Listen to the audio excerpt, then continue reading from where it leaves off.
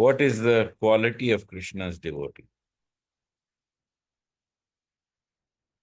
This section is also known as the Dharma Amritam. That if you do your dharma, this is the Amrit you will get. What do you mean by dharma? There are two aspects to dharma. Because there is you are the soul, which is the spirit, and you are also having Prakriti with you. So the swadharma of the soul is to serve Krishna and be absorbed in him. The swadharma of Prakriti is to fulfill the purpose of its creation. So when you serve Krishna and simultaneously in parallel also serve the purpose of your Prakriti's creation, then you find full fulfillment of your swadharma or your dharma. And the qualities of the devotee of Krishna manifest within you. So that's why this is known as Dharma Amritam. You do your dharma, that is to serve God, and you do your dharma, which is to fulfill the purpose of your creation, your self-actualization. And together, you will find that these qualities will emerge naturally from within you. Yas yasti bhagavati bhaktira kinchana sarvair gunes tatra samasita sura. So the Bhagavad points out that if you engage in bhakti towards God, then automatically all the good qualities come out in you. You have to understand that people in self-development, they try to do things to develop certain qualities. How can I develop compassion? How can I develop love? How can I develop X, Y, and Z emotions? But Krishna says, if you simply worship me with love and devotion, all the best qualities will emerge from you. It also means that not only will these qualities develop in you, but following the middle part of the book, 12th chapter, the first part of the 12th chapter is about worshipping Krishna in his form. The second aspect of this 12th chapter is about how we can engage in bhakti, depending on what stage we are at. And lastly, we come to the qualities of the devotee and what happens to us as we practice bhakti. Vasudeva Bhagavati Bhakti Yoga Prajita Janayati Ashu Vairagyam Jnanam Choyadai. That if you worship Krishna in the prescribed manner, you engage in bhakti in the right manner, then spontaneously and naturally both detachment from the world as well as spiritual knowledge appear within you. Just like as I pointed out, all good qualities will naturally emerge within you. Now you might say, what's so great? What is so great about this? In the Bhagavad-Geeta, Krishna doesn't only talk about his devotees with these qualities. You also have various other aspects of these qualities appearing in the second chapter in what is known as the Sthita Prajna. In the fifth chapter, in the person who is the Karma Yogi, who's united with God while doing work. It also appears in the Dhyan Yogi in the sixth chapter. Of course, it is here in the 12th chapter of the Bhagavad-Gita. But later, again in the 14th chapter, Krishna talks about the person who is gunatit. He also manifests these qualities. So what is special about the bhakta?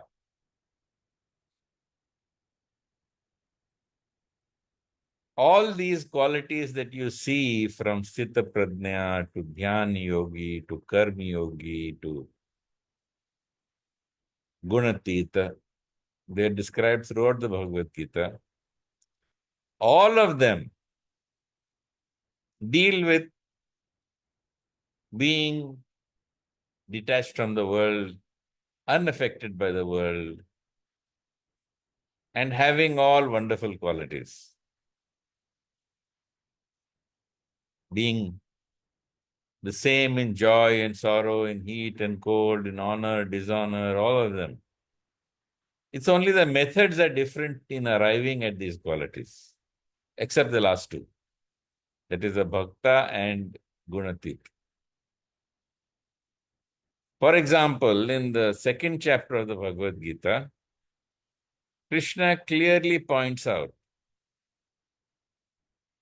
what is the nature of the person who has acquired the status of Sthita Prajna. In 2.71, Krishna says, Vihaya kaman yaha sarvan pumaus-charati nispriha nirmamo nir-ahankara sa shantim adigacchati. The method towards attaining the status of Sthita Prajna is knowledge, and the technique or the process demands abandoning all desires for sense gratification and restraining the senses. Yada samharate chayam kurmanganiva sarvashah. Just like the tortoise withdraws its limbs into its shell, the man who is the Sthita Prajna withdraws his limbs, withdraws his sense organs from the sense objects and withdraws them within himself. When we come to the third chapter, when we come to the fifth chapter of the Bhagavad-Gita, the Karma Yogi, he also attains the similar states which we are describing. And here, the great realization is not withdrawal from sense objects, as in the Sthita Prajna. The awakening comes out of realizing that I am not Prakriti, I am Purush. I do nothing and God does everything. Or rather, I am nothing, I do nothing, and Prakriti does everything. Of course, God is in charge of Prakriti. In 5.8 and 5.9, Krishna says, Naiva kinchit karomiti, I do nothing. Yukto manyeta tattvavit. I am in divine consciousness, aware that I am the soul, and I do nothing because I am the knower of the truth. So through Pashyan, Shrinvan, Sprishan, Jigran, by seeing, by hearing, by touching, by smelling, he knows that he does nothing. It's all done by Prakriti. So the Karma Yogi, just like the Sthita Prajna, does this through Jnana and withdrawal from the senses, withdrawal from sense pleasures. In the Karma Yogi does it by taking the attitude of Sakshi Bhava. Because he knows he does nothing, he is the soul, whereas he sees that Prakriti is doing everything. However, when we come to the 11th chapter of the Bhagavad Gita, in 11.33, Tasmatvam uttishta yasho labasva jitva shatrum bhugsva rajyam samridham mayaivaite nihata purvam eva nimitta matram bhava savyasachin. Now he comes to the realization that this part of Prakriti, which accompanies my Purush, my soul is accompanied by Prakriti, and this Prakriti is acting within the world. And indeed, I am the nimitta matra, I am the instrument in the fight. Therefore, as I let the divine act through me towards a predetermined, preordained conclusion, I become an instrument. So from a Sakshi Bhav, one moves to becoming what we know as Nimit Matra. Now, in the 6th chapter of the Bhagavad-Gita, the Dhyan Yogi, he learns to fix the mind on God. In 6.27, Krishna says, Prashanta manasam hi enam yoginam sukham uttamam upaiti santa rajasam brahma bhutam akalmasham. The yogi whose mind is fixed on me attains the greatest peace. By virtue of identifying with Brahman, he becomes liberated. His mind is peaceful, his passions are quieted, and he becomes free from sin. Yoginam api sarvesham madgatenantaratmana shraddhavan bhajate yomam samay yuktatmo matah. That yogi whose mind is fixed upon me, such a yogi is the highest yogi of all. So in Sankhya Yoga, in Dhyana Yoga, Krishna teaches Arjun how to fix the mind upon him. That is the way towards salvation and liberation. And that controls the mind. So he develops all these qualities. When you move now to the 12th chapter, you see the difference between all of these states of altered consciousness and the state of the bhakta. The state of the bhakta is based upon love. Chitta Prajna is based on knowledge. Karma Yogi is based upon Sakshi Bhav. But here, Dhyan Yogi is based upon learning to fix the mind upon Krishna. But when you come to the 12th chapter, all these qualities are bound with love. They manifest through love. It's not just about being detached from the world. It is about having love for all things in the world because you see them as part of Krishna. And as these qualities of love begin to manifest, it affects your inner psychology, which is seen in 13-14. The foundational philosophy and psychology is seen in 12.13 to 14. You then see how it manifests in everyday life, in behavior, which is seen in 15 to 17. 18 and 19th verse demonstrate how one is fixed in spiritual consciousness. And lastly, the 20th verse is a concluding verse which explains that Krishna loves his devotee and what he gets through this worshipping Krishna is this Dharma Amritam.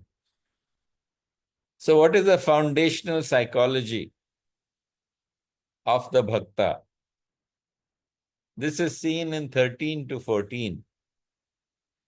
Adveshta sarvabhutanam maitra karunya evacha nirmamo nir ahankara sama sukha dukha shami.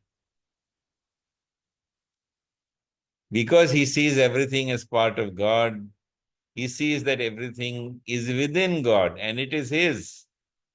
And because he loves God, he cannot possibly be angry or envious or full of hatred or dislike towards anybody. Therefore, he's adveshta sarva bhutanam. He is friendly towards everybody. Maitra. He is friendly towards everybody. But he also has karunya. When he sees people suffering, when he sees people struggling, then he manifests compassion. He doesn't see anything in the world as belonging to him. He sees everything in the world as belonging to Krishna, as God. No matter how much money he has, he sees himself as a cashier who has hundreds and thousands going through his fingers, but he doesn't claim ownership of them.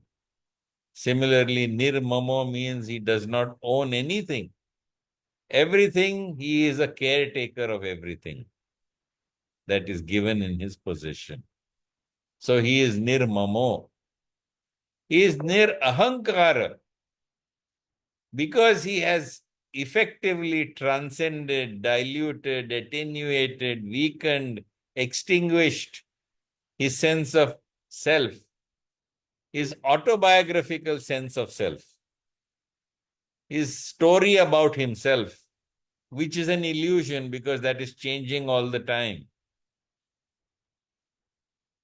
Because he has got rid of that, he is completely unaffected emotionally by the world. And therefore he says, Sama Dukha Sukha Shami. He is the same in joy and sorrow. He is also ever content. Santushta Satatam Yogi. He is completely and always content because he sees that Tena Vina Tranamapina Chalati. Not a blade of grass moves without God's consent. And because of that, he expects and he sees that everything is happening by Krishna's will. And therefore, he is content with whatever is going on within the world and with him. But yatatma dridha nishchaya, because he is full of faith, that faith gives him that conviction that God is in charge of everything. That if God wants him to do something, he will give him control. If God is managing it, then God will see that he has no control over the events. And he says, Mai arpita mano buddhir. He has surrendered his mind and his intelligence unto me. Mai arpita mano buddhir. Yo mad bhaktah sa me priya. This is the key verse when you see the qualifications of the devotee, that God personally loves him. Yo mad bhaktah sa me priya. So these two are the psychological foundational philosophy of that individual who is Krishna's devotee. Yasman no dvijate loko, loka no dvijate yah, harsha marsha bhayo dve gair, mukta yah sacha me priya. Now, having seen what his emotional and internal state is in text 13 and 14, we now begin to see from text 15 how he reacts with the world. And he does not want to disturb anybody. He does not want to agitate anybody. Even with his speech, which you will see later, Anudvegam karam vakyam, satyam priyam hitam chayat. So he will always avoid disturbing other people with his actions or with his words. And consequently, the world will also disturb him less. Because if you don't disturb people in the world, then people are not inclined to go out of their way to disturb you. But anyway, if you are situated as a bhakta, then you see that Krishna is acting through everybody. And therefore, you are not disturbed by what happens within the world. That is also seen as God's will. You remain santushta. Harsha marsha bhayodvegair. He is steady and the same, unaffected by happiness and distress, by joy as well as by distress. In joy and sorrow, in fear and anxiety, he remains the same. And again, we come to the key verse, key line, which tells you which is what is special about the devotee compared to Sthita Prajna, Dhyan Yogi, Karma Yogi, Gunatita. He says very clearly, Mukto yaha sacha me priya, one who is freed from anxiety, happiness, distress.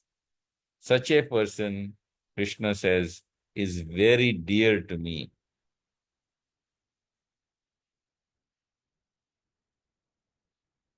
In 12.16, Krishna explains how that person acts within the world. Anapeksha suchir daksha udasino gatavyatah.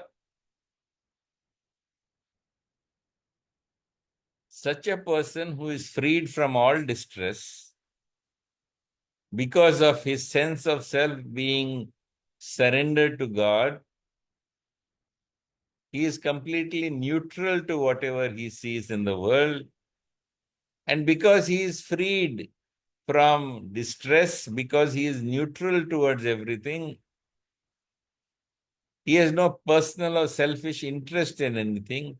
Sarvaramba parityagi means he gives up all selfish actions. And because all those distractions are removed, whatever he does with full focus and concentration. Because he is suchir, pure, he is udasino, he is free from cares. He is gatavyataha, he is free from distress. He is free from all selfish endeavors. That's why he is pure. And because of his purity, he can focus totally on the work. And thus he becomes daksha. He becomes expert because of his full focus on the work without distraction. And Krishna says, such is my devotee who is very dear to me. Yo mad bhaktaha same priya.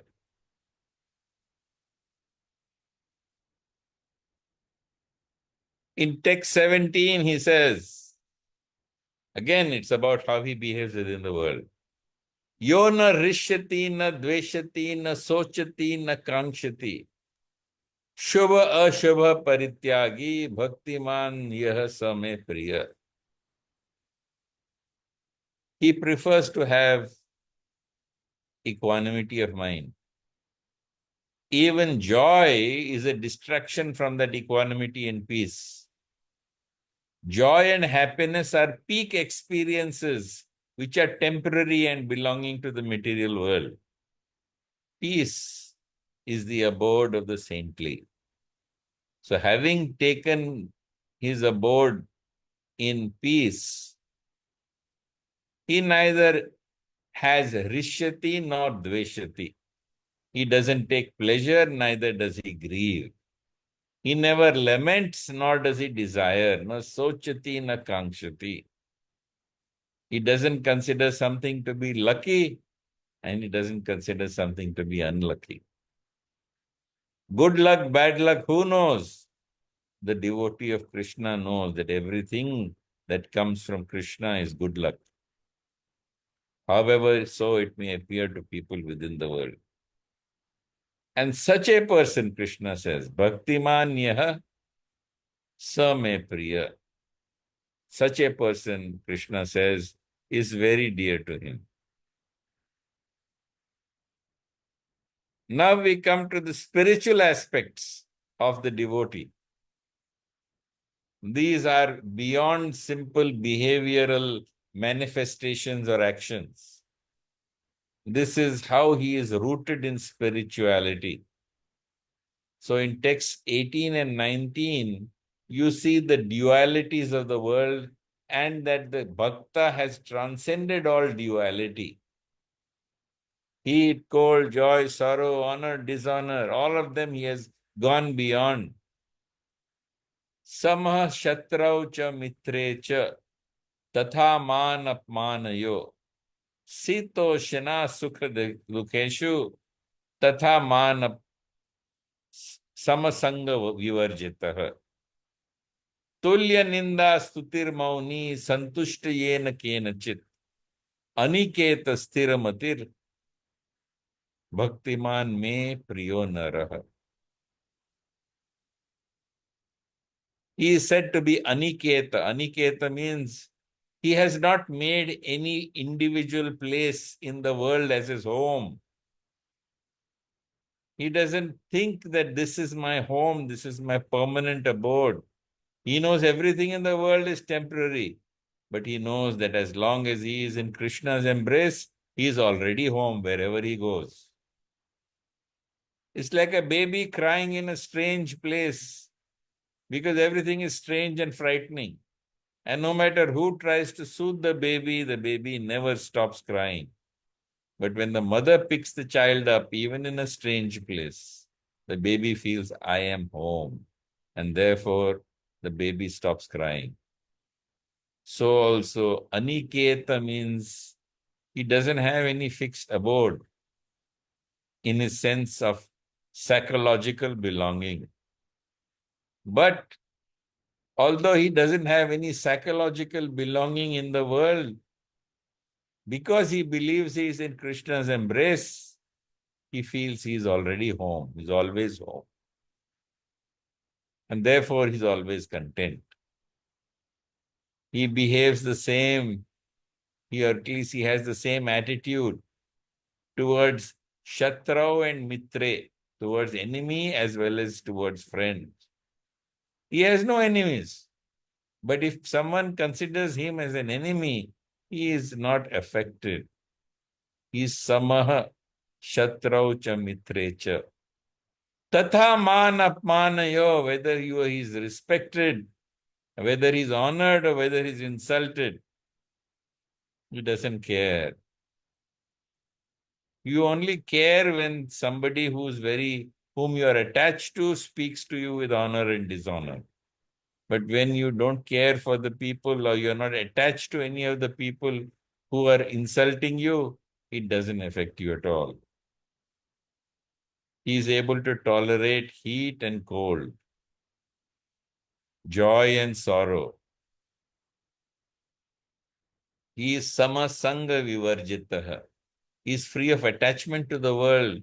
And because he is free of attachment to the world, what the world thinks of him doesn't affect him. He is free from attachment to people. So when people insult him or when people honor him, because he is devoid of attachment, he does not place great importance on what is said. Therefore, he is tulya ninda stutir mauni. Whether people defame him, slander him, or whether people speak well of him, he doesn't react. He is mauni, he is silent.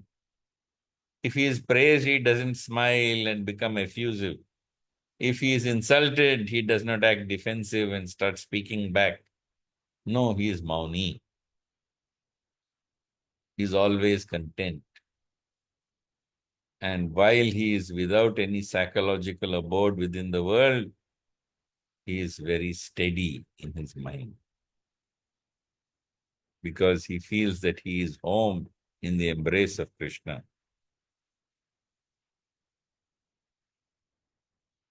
And thus he comes to the final 20th verse.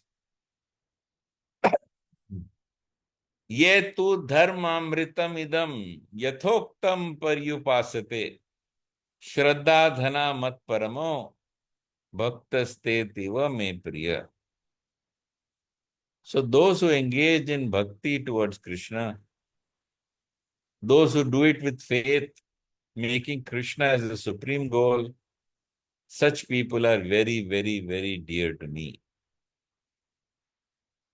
So if you keep Krishna as your objective in life, if you are absorbed in him constantly, in the Chatushloki in the 10th chapter, Krishna says, Tesham satatam yuktanam bhajatam priti purvakam dadami buddhi yogam tam yena mam upayanti te tesham evanukampartham aham ajnanajam tamah nashami atmabhavasto jnana deepena basutta. So if you're constantly engaged in worshipping him and you're absorbed in him, you've forgotten self and you're absorbed in God, then Krishna gives you that intelligence by which to come to him. With the shining lamp of knowledge, he destroys the ignorance which is in your heart. And he gives you all these qualities that are that of the devotee. And if we look at ourselves and we see how close we are to developing these qualities, and we also accelerate our devotion to Krishna, we will see all these qualities manifesting within us. As I pointed out from the Bhagavad, Yasyasti Bhagavati Bhakti Ra Kinchana Sarvair Gunes Tatra Samasita Sura. One who is engaged in bhakti, all these good qualities become naturally manifest within him. Vasudeva Bhagavati Bhakti Yoga Projita Janayati Ashu Vairagyam Jnanam Chayada Haitukam. If you're engaged in bhakti in the proper manner, then if you're engaged in the proper manner, automatically knowledge and detachment will be yours. Don't engage in bhakti without following the rules of bhakti, without understanding what bhakti is about. You see people in religious processions getting drunk and dancing. That is not bhakti. Shruti, Smriti, Puranadi, Pancharatra, Vidim Vina. Aikantaki Harer Bhakti, Utpata Eva Kalpate. When people engage in bhakti without reference to the scriptures, then indeed such people are only a nuisance to society. So Bhagavad-Geeta is the textbook of bhakti. It is the primer of bhakti. It is the seminal work on Krishna bhakti. Learn the Bhagavad-Gita, understand the Bhagavad-Gita, worship Krishna with bhakti, and you will find that all good qualities that you see in this section will appear within you. With this, I will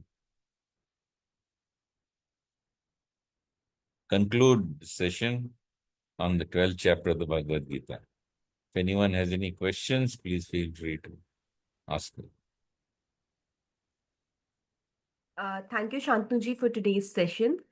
My first question is, do you think bhakti is superior to gyan and karma? Why or why not? What is that? Do you think bhakti is superior to knowledge, gyan, and action, karma? Why or why not? Jnana and bhakti are inseparable. Along with bhakti, one automatically gets jnana. I already quoted this verse today, that Vasudeva Bhagavati Bhakti Yoga Prayojita Janayati Ashuvairagyam Jnanam Cha Yada Haitukam.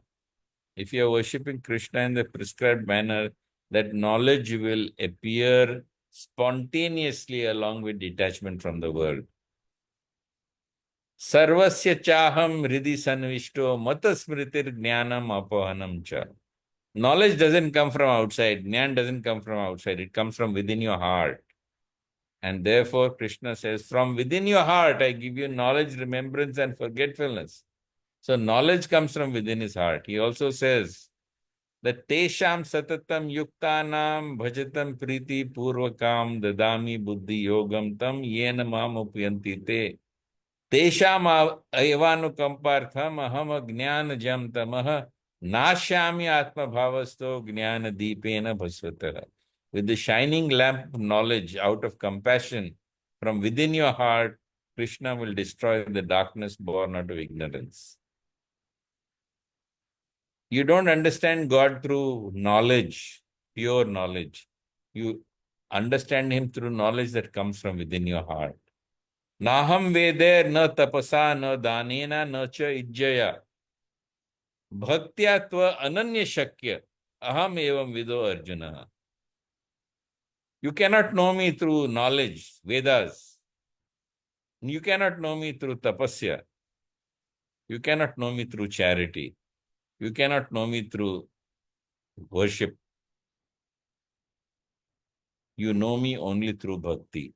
Bhaktya mam abhijanati yavan yashashmi tattvata tato mam tattvato jnatva vishate danantaram. So one, you can only know me as I am through bhakti. And through bhakti also you get knowledge. Knowledge comes from within your heart. That is the real knowledge. And my second question to you is, what do you think is the most practical message of chapter 12 for people today? What is the most practical method? What is the most practical message of chapter 12 for people today?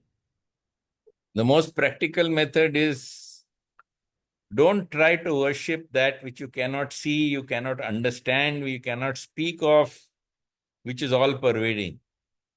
Worship Krishna in his form as Lord Shri Krishna. Maya Vesha Manoyamam Nityayukto Pasate Shraddhaya Parayopetas Te Me Yuktatma Mata. That those who worship me in this form of Krishna are most intimately united with me.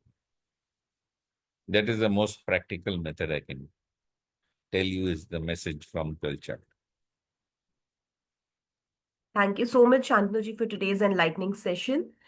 If you liked it too, then don't forget to share this video with your loved ones. Also, stay tuned with us as we meet again on next Thursday at 8 a.m. for So yet Hari another Om, set Jai of Shri Bhagavad Gita. Krishna, Hari Stay fresh.